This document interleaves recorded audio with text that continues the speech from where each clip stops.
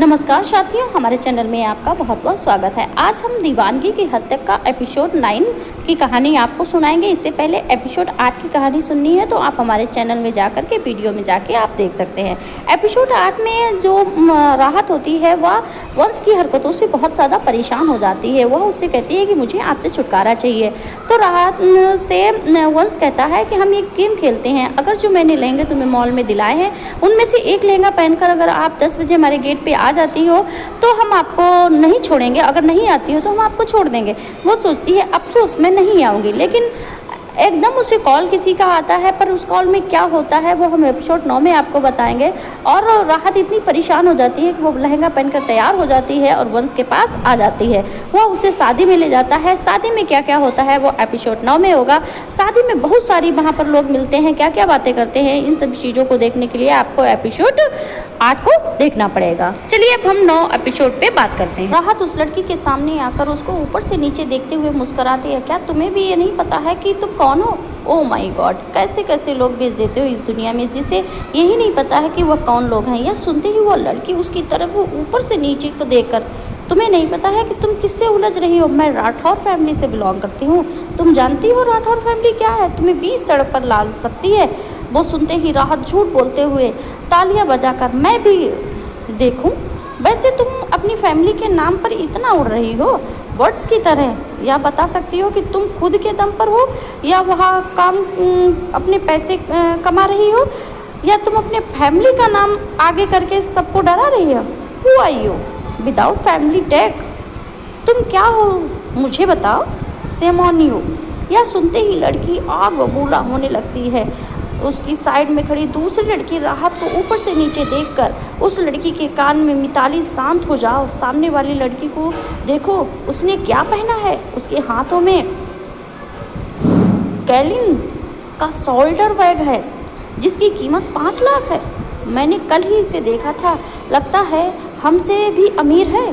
तो प्लीज़ शांत हो जाओ। मिताली इस लड़की की बात सुनकर राहत के हाथों में पकड़ी हुई बैग को देखती हुई, जो सच में वह लेना चाहती थी, वह राहत के हाथों में थी। वह यह बैग कब से लेना चाहती थी। उसके घर वालों ने भी उसके बारे में बात की थी, पर उसके घर वालों ने उसे यह कह दिया था कि बैंक को उसे उसके बर्थडे में दिया जाएगा। मिताली राहत को ऊपर से नीचे देखते हुए वहाँ उससे जाकर, मुझे तुम जैसी लड़की के मूल लगने का नहीं कोई शौक नहीं है। वैसे भी मेरे पास इतना वक्त नहीं है कि तुम्हारे पीछे अपना टाइम वेस्ट करूं। कहते हुए मिताली वहाँ से चली जाती है। वही राहत मिताली के ऐसे जाने से जो कुछ भी समझ नहीं पाती है। उसे जब यह पता ही नहीं है कि उसके हाथों में जो बैग वंश ने दिया है वह कितनी महंगी है। इन सभी चीज़ों के बारे में कभी सोचते ही नहीं थी और ना ही उसके बारे में उसे कुछ पता था। इसी वजह से उसे कुछ पता ही नहीं था तो वह क्या करती। वही राहत उस लड़की के जाने के बाद अपना सर हिलाकर, बेवकूफ़ लड़कियां पता नहीं कैसे घमंड में आ जाती हैं। ओहो, कहते हुए राहत उस लड़की की तरफ बढ़ते हुए मुस्कराकर, तुम ठीक हो क्या? वह लड़की तुम्हें पहले से ही जानती है क्या? तुम जानती हो? तब उसकी राहत को देखते हुए फिर मुस्कुराकर, मैं ठीक हूँ। वह लड़कियाँ मेरी क्लास में ही हैं। हमेशा ही मुझे मेरी गरीबी की वजह से कुछ ना कुछ ताना मारती रहती हैं। मैं एक अनाथ आश्रम में पली बड़ी हूँ जो इसी वजह से घिन करती है मुझसे। यह सुनते ही राहत का पूरा चेहरा गुस्से में लाल हो जाता है। वह गुस्से भरी आवाज़ में, क्या इतना कोई नीचे गिर सकता है? कैसे? मतलब अगर कल को तुम्हारी जगह पर आ जाए फिर भी वह अपनी ही घिन करेगी? पता नहीं, अमीरों के चोचले मुझे समझ नहीं आता है। सर दर्द दे दिया इन लोगों ने, और ऊपर से यह शादी, यहाँ के लोग कुछ समझ नहीं आ रहे हैं मुझे। कैसे इसके साथ एडजस्ट कर लूँ? वैसे वह सब छोड़ो, मुझे मेरा नाम ही नहीं पूछना। मेरा नाम राहत है और तुम्हारा? वो लड़की राहत को गुलाब का फूल देते हुए, मेरा नाम हैप्पी है। राहत हैप्पी का नाम सुनकर हैरानी से, हैप्पी समझे नहीं यह नाम? हैप्पी मुस्कराते हुए, इस नाम मुझे मेरे दादू ने दिया था। वह मुझे कहते हैं कि जब मैं उनकी ज़िंदगी में आई हूँ तब से उनकी ज़िंदगी हैप्पी हैप्पी हो चुकी है। यह कहते ही राहत उसके कंधे पर हाथ रखकर उसके गुलाब को बड़े अदा के साथ हैप्पी को देखती है। वैसे हैप्पी, तुम्हारा नाम सच में बहुत अच्छा है। मुझे भी बहुत खुशी हुई तुमसे मिलकर। हैप्पी हैप्पी वाली फीलिंग आती है। क्या तुम मेरी दोस्त बनोगी? यह सुनते ही हैप्पी अपने अंदाज में, अरे भाई, यह भी कहने की बात है। हैप्पी की कोई भी दोस्त बनना नहीं चाहता तो हैप्पी उसे हैप्पी के साथ दोस्ती कर सकती है, ऐसा बोलती है। हैप्पी की बातें और उसका अंदाज राहत को बहुत पसंद आया था। वह उसके बालों को सहलाते हुए मुस्कराकर, वैसे हैप्पी, तुम्हें बताया नहीं तुम कौन से कॉलेज में हो? तब तक धारा भी आ चुकी थी। धारा भी हैप्पी से मिल चुकी थी और बड़ी बात, तीनों में एक ही कॉलेज में थे, जिसकी वजह से तीनों की दोस्ती भी बहुत अच्छी हो जाती है। तभी हैप्पी के सामने उसकी मैनेजर खड़ी होकर, हैप्पी, एक काम करो, ऊपर सेकेंड फ्लोर के राइट साइड में जो प्लेस रखी है उसे लेकर आओ। मैनेजर की बात सुनकर हैप्पी अपना सर हाँ में हिलाकर धारा और राहत की तरफ देखकर मुस्कराते हुए, बाद में मिलते हैं, अभी मेरा काम का वक्त है। वैसे तुम दोनों से मिलकर मुझे बहुत खुशी हुई। इतना कहकर हैप्पी वहाँ से चली जाती है। वहीं हैप्पी के जाने के बाद राहत धारा की तरफ देखकर, बहुत प्यारी है और इसका भी कोई नहीं है इस दुनिया में। मुझे बहुत बुरा लगता है इसके लिए। काश हम लोग कुछ कर पाते इसके लिए। मैं तो भगवान से प्रे करूँगी उसकी ज़िंदगी में इसके नाम की तरह ही खुशियाँ मिलें। इस पर धारा भी अपना सर हाँ में हिलाती है। दोनों ही बात करते करते वहाँ से चले जाते हैं। वहीं दूसरी तरफ हैप्पी सेकेंड फ्लोर पर आ चुकी थी। वह सीढ़ियों की तरफ खुद को करके दोनों हाथ दोनों दिशाओं में रखकर, राइट साइड होगा तो मतलब यह लेफ़्ट साइड होगा, हैप्पी निकल जल्दी से, नहीं तो मैनेजर तुझे छोड़ेगी नहीं, कहते हुए हैप्पी लेफ़्ट साइड की तरफ चली जाती है। उसे वहाँ पर एक ही कमरा नज़र आता है। वह बिना देर किए उस कमरे के अंदर चली जाती है। पर जैसे ही वह कमरे के अंदर जाती है तो अपनी हैरानी बड़ी आंखों से बड़ी बड़ी करके अपना मुंह खोले, हैप्पी, यहाँ तो कहाँ आ गई? या सच में इनका ही घर है? मतलब यह कमरा किसका है? इतना खूबसूरत, इतना बड़ा, मेरी तो 10 कमरों में आ जाएंगे। दत्त तेरे की, कहीं मैं गलत कमरे में तो नहीं आ गई, कहते हुए हैप्पी चारों तरफ देखने लगती है। वह अपनी आंखें बड़ी बड़ी करके, मैनेजर ने कहा था और यह कहाँ पर आ गई? लगता है मैनेजर ने पी रखी है, इसके लिए गलत कमरा बता दिया हमको। चल हैप्पी, नहीं तो वह तेरी हैप्पी हो जाएगी, कहते हुए हैप्पी जैसे ही पीछे मुड़ती है तो टकरा जाती है। टकराने की वजह से वह नीचे गिर जाती है। वह अपनी आंखें बंद करके अपने सर को सहलाते हुए बिना सामने वाले शख्स को देखकर गालियां देने लगती है। हाय मेरा सर, कौन सा दीवार आ गया मेरे सामने जिसने है हैप्पी के सर को ही फोड़ दिया। पहाड़ जैसी दीवार, हैप्पी का सर बहुत दर्द कर रहा था। कहते हुए हैप्पी अपनी आंखें खोलकर जैसे ही सामने वाले शख्स को देखती है तो उसकी हालत ख़राब हो जाती है। वह अपनी आंखें हैरानी से बड़ी बड़ी करके सामने वाले शख्स को देख रही थी। वही सामने और कोई संयम है जो अपने कमरे में आया हुआ था? कोई नहीं, संयम था जो अपने कमरे में आया हुआ था। वही हैप्पी संयम को ऊपर से नीचे की तरह देखकर चिल्लाते हुए, तुम्हारी आंखें हैं कि बटन? पूरा सर फोड़ दिया मेरा तुमने। तुम्हें पता है हैप्पी को कितना दर्द हो रहा है तुम्हारी वजह से? एक सॉरी तो दूर की बात है, वैसे ही खड़े हो। तुम्हारी जगह कोई और होता ना तो अभी तक मुझसे हाथ जोड़कर खड़ा होकर माफ़ी मांगता होता, कहते हुए हैप्पी खड़ी हो जाती है। वही हैप्पी की बकवास सुनकर संयम उसके मुंह पर हाथ रखकर उसे गुस्से से देखते हुए, मिस बकवास, अपना मुख बंद कर लो, यह मेरा कमरा है, या तो बिना पूछे मेरे कमरे में आ जाती हो और ऊपर से मुझ पर ही चिल्ला रही हो। तुम्हें पता है मैं कौन हूँ? हैप्पी, तुम गुस्से के मूड में हो, जिसकी वजह से संयम की बातें तो उसके सर के ऊपर से जा रही थी। वह संयम का हाथ अपने मुंह से नीचे करके चिल्लाते हुए अपनी आंखें छोटी करके, हाथ, तुम्हें नहीं पता तुम कौन हो? मतलब अजीब हो। बाबा जी ऐसे लोगों को भेजते ही क्यों हो जिन्हें यही नहीं पता है कि वह कौन लोग हैं? बाय गॉड, ऐसे लोगों के दिमाग में कोई दिमाग डालो जिसकी वजह से ये लोगों का भला हो जाए, नहीं तो यह चलती फिरती बिना सर की हड्डी या किसी का सर न फोड़ दें। हैप्पी की ऐसी बातें सुनकर संयम गुस्सा हो जाता है, क्योंकि आज तक उससे इस अंदाज में किसी ने बात नहीं की थी और यहाँ तो हैप्पी उसे क्या क्या कह रही थी। संयम को समझने में देर नहीं लगती कि हैप्पी उसके बारे में कुछ नहीं पता है। वह हैप्पी को दीवार से लगाकर अपने उसके दोनों कंधों को कसकर पकड़कर उसकी ब्राउन आइज़ में देखने लगता है।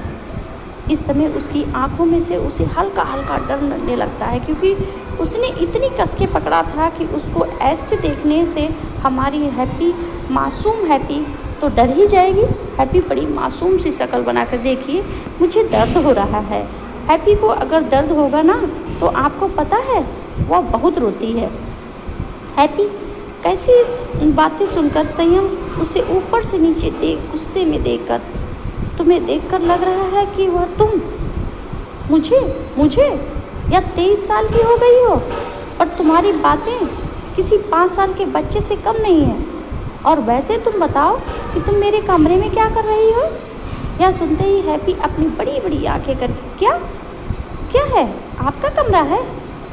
पर मैनेजर ने मुझे कहा था कि लेफ्ट साइड के कमरे में प्लेट्स रखी हैं, वहीं मैं लेने आई थी। कहते कहते हैप्पी बड़ी मासूमियत से संयम को देखने लगती है। वही संयम उसकी आंखों को देखकर एक पल के लिए अपना गुस्सा भूल जाता है, क्योंकि हैप्पी इस समय बहुत क्यूट लग रही थी और उसका चेहरा तो उसकी आंखों से एक अलग सा पागलपन बना रहा था। वह हैप्पी की बातों को सुनकर अपनी गर्दन टेढ़ी करके उसकी आंखों में देखकर मुस्कुराते हुए, लेफ्ट साइड, ओह रियली? मुझे बता सकती हो कि यह लेफ़्ट और राइट साइड में तुम्हें फ़र्क कब समझेगा, क्योंकि मिस बकवास या राइट साइड है। यह सुनते ही हैप्पी अपनी आंखें बड़ी बड़ी करके छोटे बच्चे की तरह मुंह बनाकर, क्या? पर यह तो राइट साइड है, मैंने देखा था, मैंने अपने दोनों हाथों को ऊपर करके देखा था, तो यह मुझे लेफ़्ट साइड दिखी। अब झूठ बोल रहे हो ना, आप हैप्पी को बेवकूफ़ बना रहे हो ना। वही हैप्पी को बेवकूफ़ बातें बनाकर संयम उसके चेहरे के बेहद नज़दीक आकर उसके चेहरे पर अपनी गर्म सांसें छोड़ते हुए, बकवास, मैं झूठ नहीं कह रहा हूँ, यह राइट साइड है और यहाँ पर ऊपर नेम प्लेट भी लगाया हुआ है, यह भी मेरे नाम का। पर जहाँ तक तुम्हें देखकर मुझे लग रहा है कि तुमने बिल्कुल भी नहीं देखा होगा। तुम खुद चलती फिरती मुसीबत लग रही हो जो मुझे बोल रही हो। खुद को चलती फिरती मुसीबत सुनकर हैप्पी संयम की चॉकलेटी आइज़ में देखकर, हैप्पी कुछ बोल नहीं रही है, इसका मतलब आप उसे कुछ भी बोल रहे हो। मैं कोई चलती फिरती मुसीबत नहीं, आप खुद होंगे। वैसे भी हैप्पी के पास इतना टाइम नहीं है कि वह आपसे बात कर सके।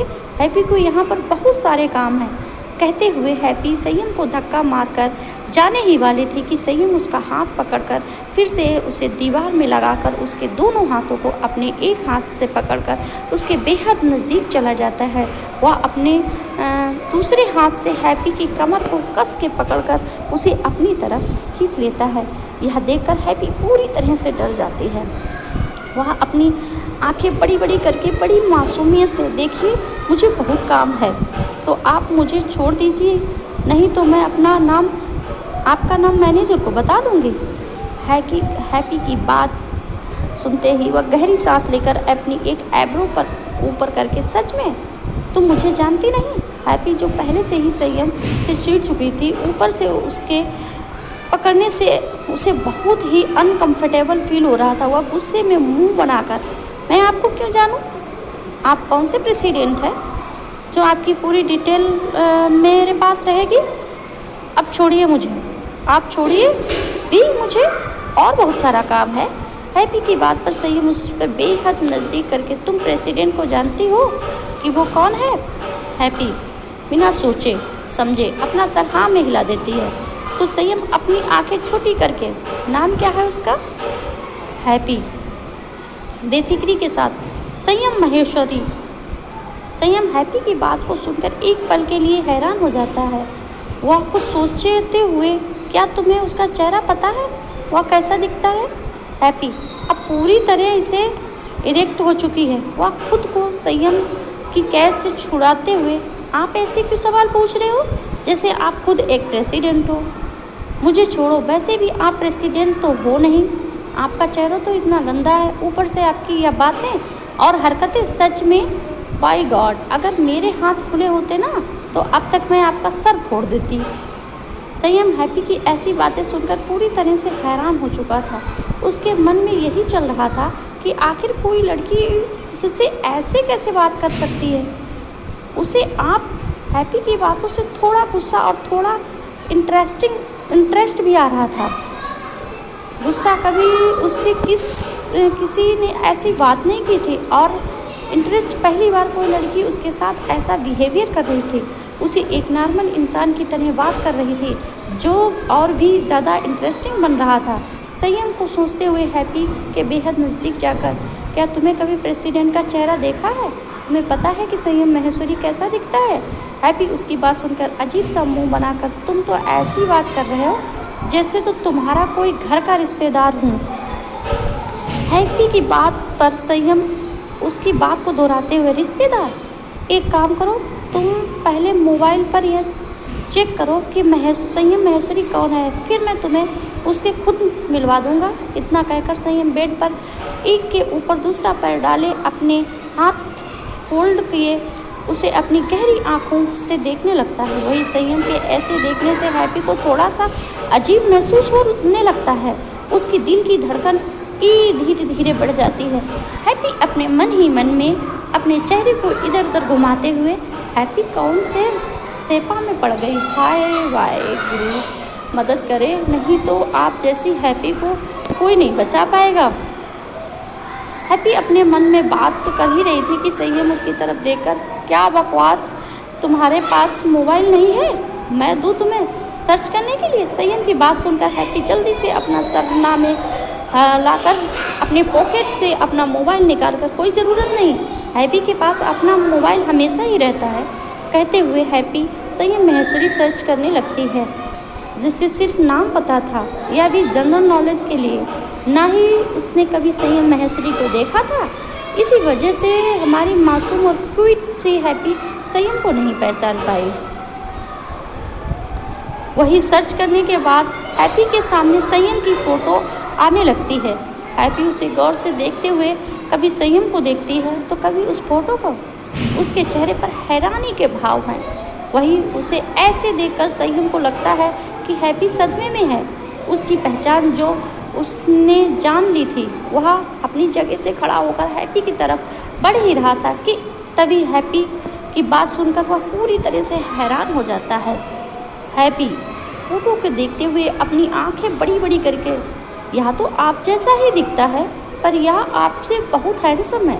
इसका चेहरा देखो, मैनू लग रहा, मैनू नहीं लगता कि हमारा प्रेसिडेंट इतना हैंडसम दिखता है। क्या आप इसे मुझे मिलवाने वाले हो?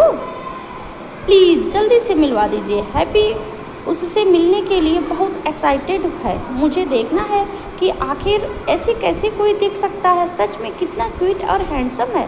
हैप्पी की बात पर अब संयम को ऐसा लग रहा था कि वह कहीं अपना सर फोड़ दे। उसके पास जाकर उसके मोबाइल को अपने हाथ में लेकर उसे देखते हुए, सच में बकवास, तुम्हारे पास दिमाग के साथ साथ तुम्हारी आंखें भी सही नहीं हैं। तुम्हें दिख नहीं रहा है जो फ़ोटो वही है संयम महेश्वरी? अब तुम्हारी आंखें सही हो चुकी हैं या मुझे तुम्हारी आंखों को सही करना पड़ेगा? हैप्पी गौर से उस तस्वीर को देखती है। फिर संयम को अब उसे अपनी बेवकूफ़ी पर बहुत शर्म आ रही थी। वह सर नीचे कर लेती है। तभी संयम उसका हाथ पकड़कर अपनी ओर खींच लेता है। दोनों ही एक गलती से बैलेंस गिरने की वजह से दोनों ही बेड पर गिर जाते हैं। जहाँ हैप्पी नीचे थे तो संयम उसके ऊपर। हैप्पी जल्दी से अपने लाल हुए चेहरे के साथ खुद को उससे अलग करके, तुसी यह क्या रहे हैं? मैनू पता चल गया कि आप प्रेसिडेंट हो, तो अब मुझे छोड़ दो, मैनू काम है। संयम हैप्पी के लाल गाल देखते हुए उसके बालों को उसके कानों के पीछे करता है। वह गौर से हैप्पी के चेहरे को देख रहा था। इस समय हैप्पी बेहद खूबसूरत लग रही थी। उसका लाल हुआ चेहरा, उसके गुलाबी ओठ को डर से काँप रहे थे। एक पल के लिए तो हैप्पी की खूबसूरती से खो गया था। तभी हैप्पी कैसे खुद को छुड़ाने की कोशिश करने से वह अपने साइड में आ जाती है। संयम हैप्पी के चेहरे पर अपनी गर्म सांसें छोड़ते हुए, तुम्हें पता है बकवास, तुम बिना किसी के परमिशन पर एक प्रेसिडेंट के कमरे में आने की क्या सज़ा मिल सकती है? तुम जानती हो मैं तुम पर कितने केस लगा सकता हूँ? पहला चोरी का, फिर तुम्हें किसी पार्टी ने जासूस बनाकर मेरे कमरे में भेजा है, या फिर और क्या क्या लगा सकता हूँ। मुझे इस बारे में मेरे असिस्टेंट से बात करनी पड़ेगी। यह सुनते ही हैप्पी बड़ी मासूम सी शक्ल बनाकर अपनी आंखें बड़ी बड़ी करने पर, मैंने तो आपके रूम से कुछ नहीं चुराया है और ना ही मैं किसी के द्वारा भेजी गई हूँ। मुझे तो मैनेजर ने भेजा है, वह भी प्लेट लाने के लिए। तुझसे ऐसे झूठे इल्ज़ाम हैप्पी पर नहीं लगाना चाहिए। सच? यह सुनते ही सही हम उसकी तरफ देखते हुए संयम कुछ सोचकर, ओके मैं तुम्हारी बात मानने के लिए तैयार हूँ, पर इससे पहले मेरी एक शर्त है, तुम्हें जिसे पूरा करना होगा। यह सुनते ही हैप्पी अपनी बड़ी बड़ी आंखें करके, आप हैप्पी से क्या चाहते हैं? मैंने आपसे कोई बात नहीं करनी है, बस मुझे अपने काम पर जाना है। यह सुनकर संयम अपनी आंखें छोटी करके, अगर तुम्हें मेरी शर्त पूरी नहीं की तो काम का तो पता नहीं, पर जेल हो तुम जरूर जाओगी। यह सुनते ही हैप्पी बड़ी मासूम सी शक्ल बनाकर, पर मैंने कुछ किया ही नहीं, आप जैसे कहोगे वैसा मैं करूँगी। पर हैप्पी को जेल नहीं जाना है, हैप्पी के बड़े बड़े ख्वाब पूरे करने हैं। हैप्पी संयम हैप्पी की बात सुनकर अपनी आंखें बड़ी बड़ी करके, ऐसे कौन से तुम्हारे ख्वाब हैं जो तुम्हें पूरे करने हैं? तभी यह सुनकर हैप्पी छोटे बच्चों की तरह मुंह बनाते हुए फिर धीरे से, हैप्पी ऐसे तो अपने ख्वाब किसी को बताती नहीं है, पर तुम लोग पूछ रहे हो तो मैं बता दे रही हूँ। मेरा ख्वाब मेरे अंदर मेरे बच्चों उसका सपना पूरा करना है, उन्हें एक अच्छी ज़िंदगी देनी है और उन्हें बड़े बड़े लोग बनाना है, जिससे दादू को एक बड़ी सी व्हील चेयर गिफ्ट करना है, फिर शेरू काका को एक नया सा टीवी देना है जिससे वह अपनी परफेक्ट क्रिकेट देख सकता है। बस इतना ही ख्वाब है हैप्पी का। कहते हुए हैप्पी रुक जाती है। वहीं हम उसे देखकर अपने मन में, कोई लड़की कैसे खुद के लिए कुछ नहीं मांग सकती? सच में यह बकवास बहुत ही पागल है जो लोगों के लिए मांग रही है, और खुद के लिए क्या? खुद के लिए तो कुछ भी नहीं। ऐसी कैसे हो सकती है यह? मन ही मन कहकर संयम गहरी सांस लेता है और फिर उस को सोचकर हैप्पी के बालों को उसके दोनों कानों के पीछे करके उसके गालों को पकड़ लेता है, जिससे हैप्पी बड़ी बड़ी आंखें करके उसे देखने लगती है। संयम हैप्पी की आंखों में देखकर शांत आवाज़ में, अब तुम तो मेरे कमरे में आ गई हो, तो क्यों ना मेरा एक काम कर दो, मेरे क्लोज एक रूम में जाकर मेरे लिए एक अच्छी सी शेरवानी सिलेक्ट करके मुझे पहनाओ, जिसके बाद मैं सोच लूँ कि तुम्हारा क्या करना है मिस बकवास। कहते हैं संयम हैप्पी के नोज़ को अपनी एक उंगली से सहलाते हैं।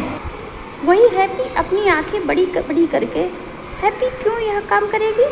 हैप्पी आपकी नौकरानी नहीं है, हैप्पी बस यहाँ पर काम करने आई है।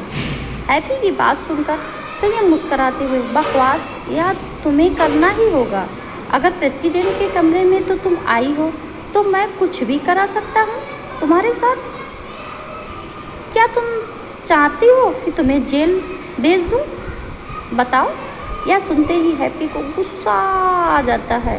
वह गुस्से में संयम को अपने ऊपर धक्का मारकर खड़ी होकर छोटे बच्चों की तरह मुंह बनाकर, अब बताओगे भी कि कहाँ पर है तुम्हारा क्लोज रूम? हैप्पी तो यहाँ पर अपने काम से आई है, पर तुम्हारे लिए उसे नौकर बनना पड़ेगा।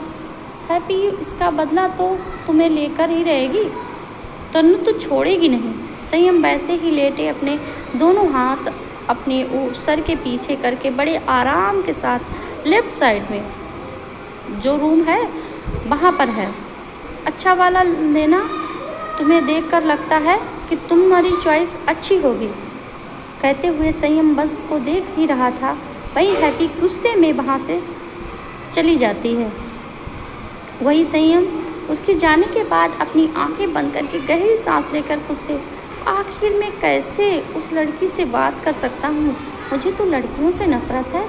फिर यह इतनी देर तक मेरे कैसे कमरे में रह सकती है और ऊपर से इतनी बकवास मैं सुना रहा है। संयम, तुम्हें कोई भी लड़की इफ़ेक्ट नहीं कर सकती, चाहे कुछ भी हो।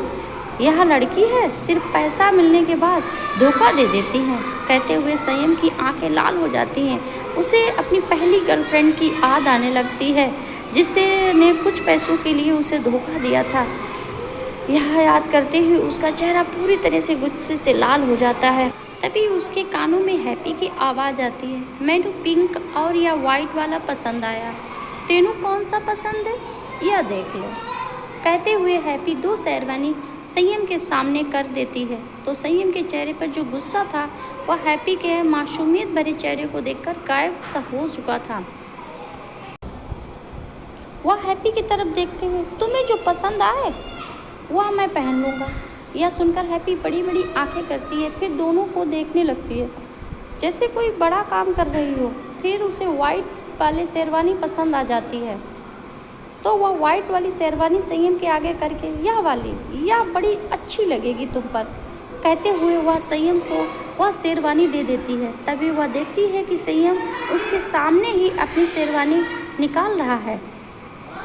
यह देखकर वह पीछे घूमकर गुस्से भरी आवाज़ में, तेनू शर्म नहीं आती?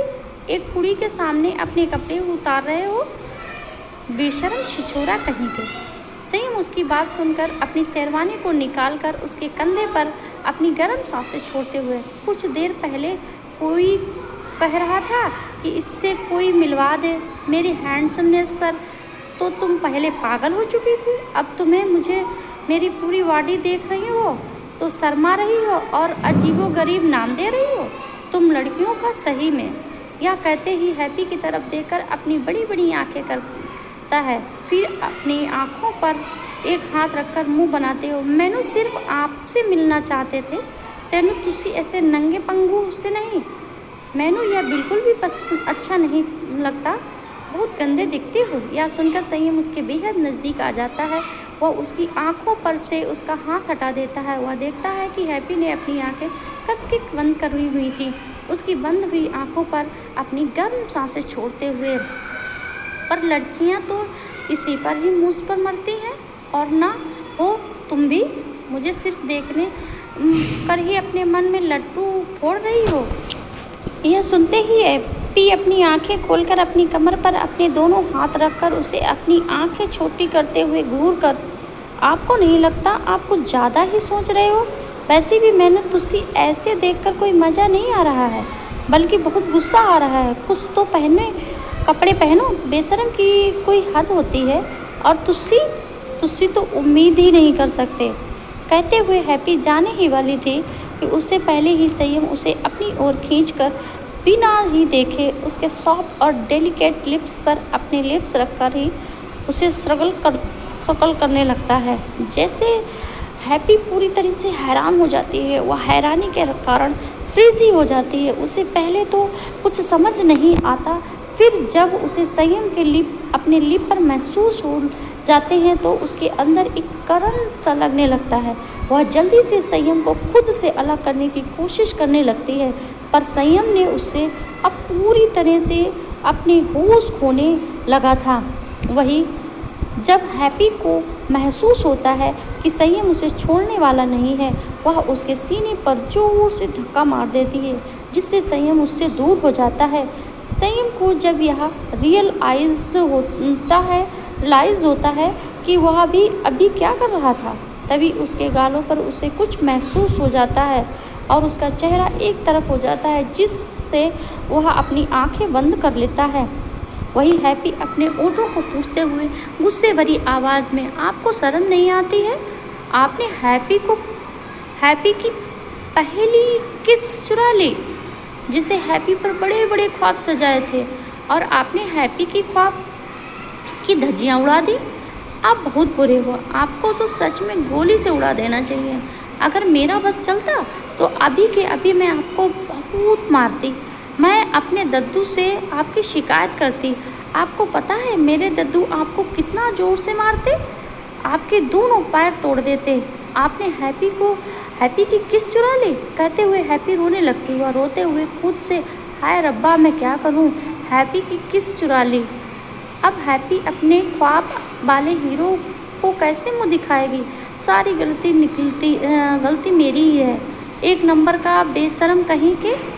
तुम्हें ना कोई लड़की नहीं मिली, और कोई लड़की अगर नहीं मिली तो बाय गॉड वह तुम्हारी ही ना मुश्किल है।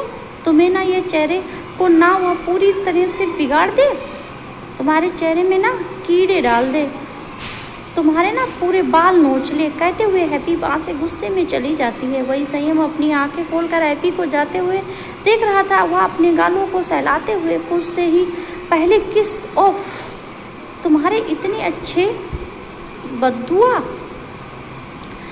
अब लगता है कि इस बददुआ को तुम्हें पूरा करना पड़ेगा। कंग्रेचुलेशन मिस बकवास, तुम्हें संयम महेश्वरी का अट्रैक्शन पा लिया। अब तुम्हें मुझसे कोई दूर नहीं कर सकता। या कहते हुए सही में अपने ओठों को सहलाते होने लगता है, जहाँ तक उसे हल्की हल्की सूजन होने लगी है, क्योंकि हैप्पी ने खुद को छुड़ाने के लिए संयम के ओठों को हल्का सा काट लिया था, जिससे उसके ओठों पर सूजन आ चुकी है। वही हैप्पी स्टोर रूम में जाती है तो वहाँ पर उसे कुछ नहीं मिलता है। वह खुद ही सीढ़ियों से नीचे उतरते हुए, हैप्पी अब तुम मर गई, वाई गॉड बचा लो, नहीं तो अपनी हैप्पी को कोई ना बचा पाएगा। कहते हुए हैप्पी सीढ़ियों के नीचे की ओर आ रही थी। वही दूसरी तरफ राहत पूरे हाल को देख रही थी। इस समय उसके चेहरे पर कोई भी एक्सप्रेशन नहीं थे, पर उसकी आंखों में हल्की सी चमक थी। वह चारों तरफ देख रही थी। वह ऐसे ही देखने में पूरी तरह से मगन थी। तभी वह किसी से टकरा जाती है।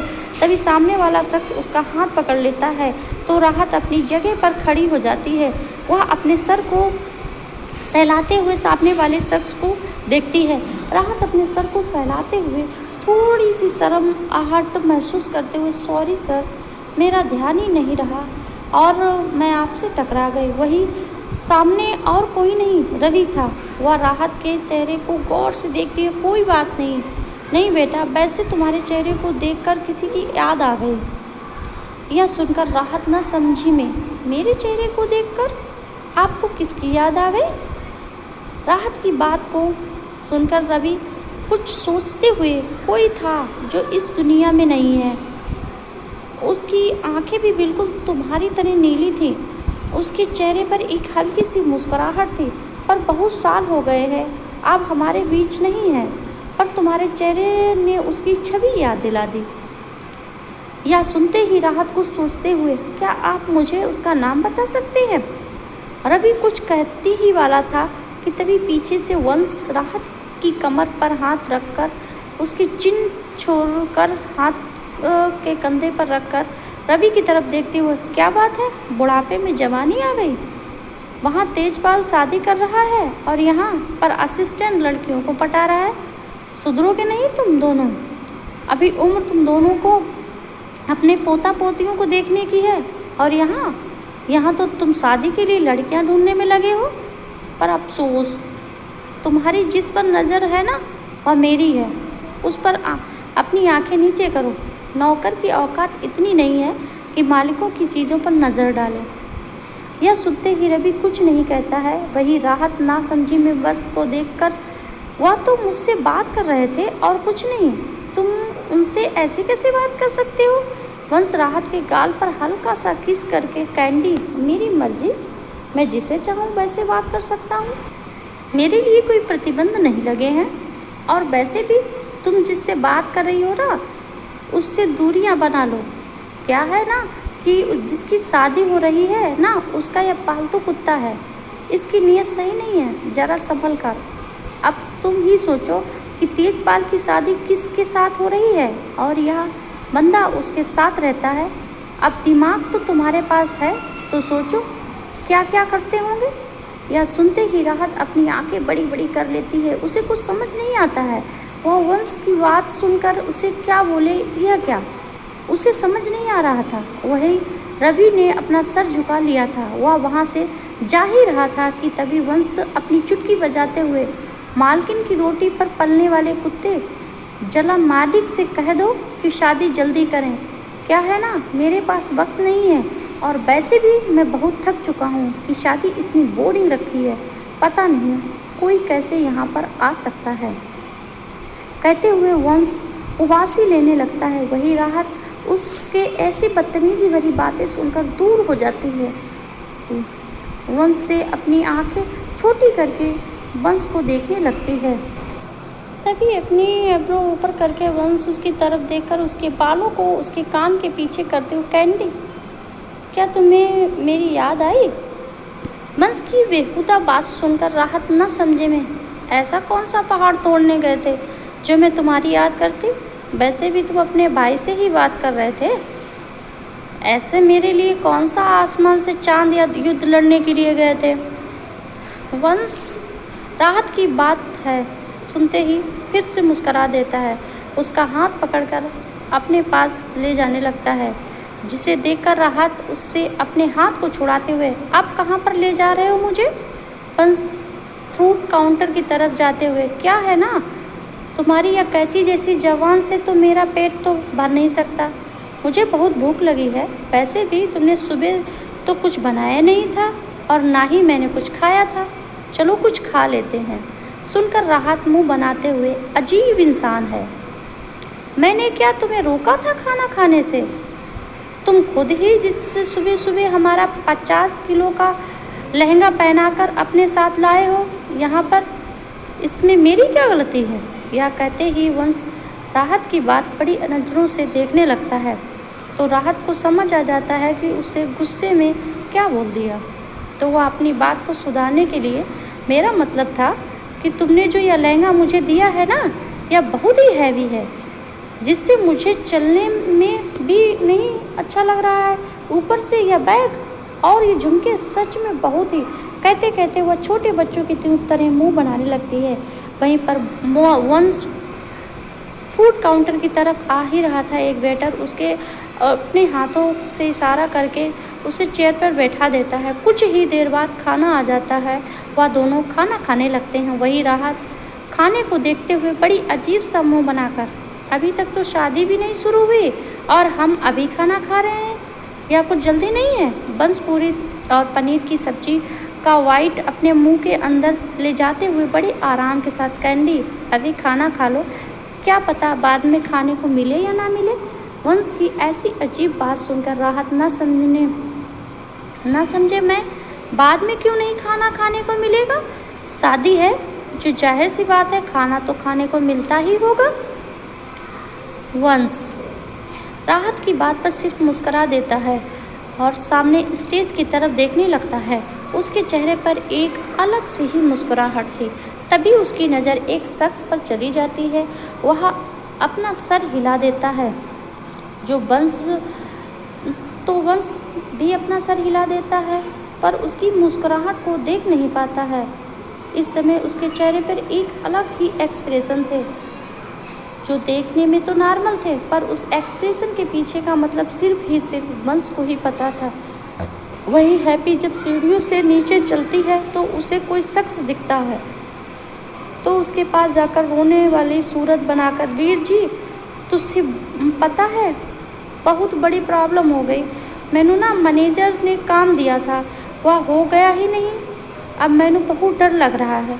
वीर हैप्पी के बालों को फैलाते हुए बहुत शांत करके, हैप्पी तुझसे शांत हो जाओ, कितना परेशान हो रही हो, तुम्हारा चेहरा इस तरह काला पड़ गया है और हैप्पी तो हमेशा ही मुस्कुराती हुई अच्छी लगती है।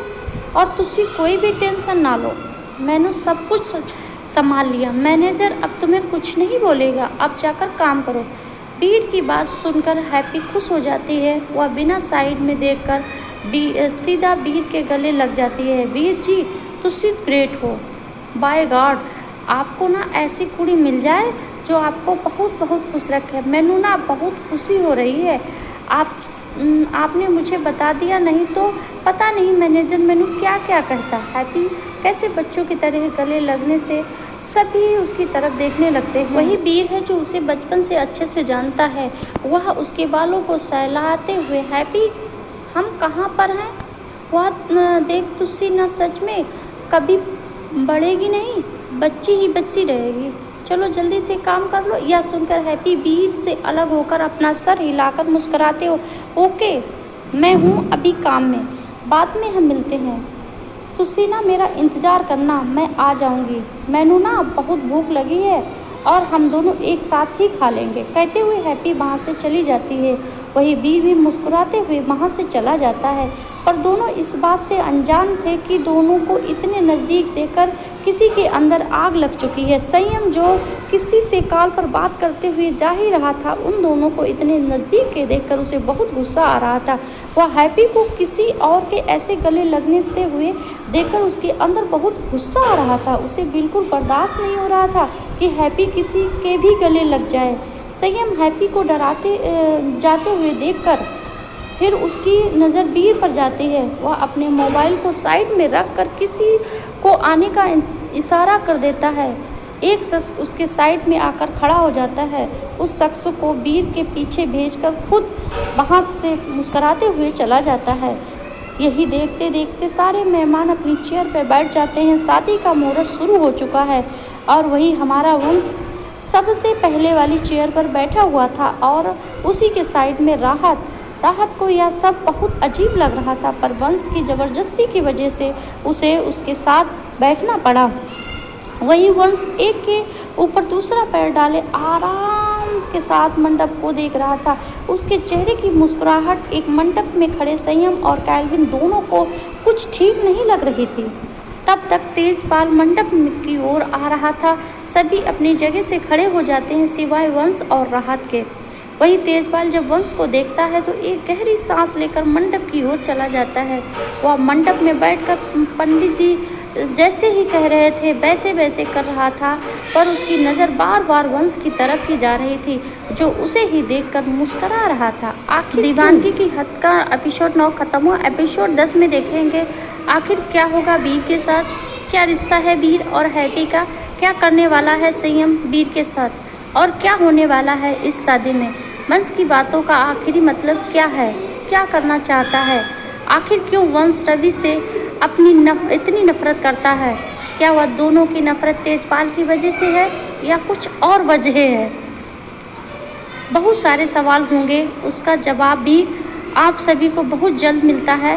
वैसे आपका चैप्टर आज का समाप्त है। कमेंट्स करके बताइए आपको कैसा लगा।